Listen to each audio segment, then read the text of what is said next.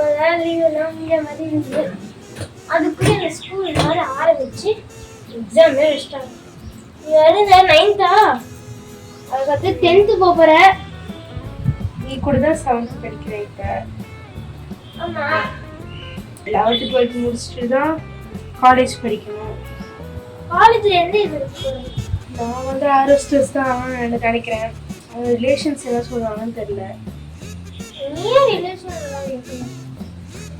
ரிலேஷனுக்கு அவங்க வச்ச மட்டும் மீட்பீங்க. ரிலேஷன் எல்லாம் ஐடி ஃபீல்டில் இருக்காங்க. அதான் ஆமாம். இப்போ அம்மாவுக்கு பிடிச்ச மாதிரியே அம்மா கவர்மெண்ட் ஸ்கூலில் சேர்த்துருந்தா ஆஃபரு எல்லாம் கிடைச்சிருக்கோம். ரிலேஷன் என்ன சொல்ல போகிறாங்க அப்படின்னு சொல்லி அம்மா இந்த ஸ்கூலில் சேர்த்தோன்னே நம்ம எப்படி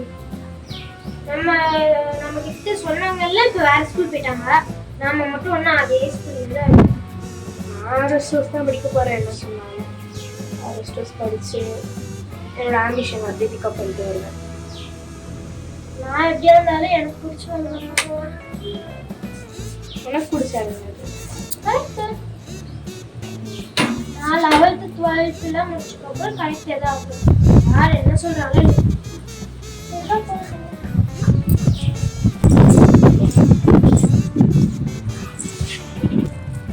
எப்படியோ ஐடி ஃபீல்ட் தான் எல்லாம் சொல்ல போகிறாங்க ரிலேஷன்ஸில். அதெல்லாம் வேண்டாம்.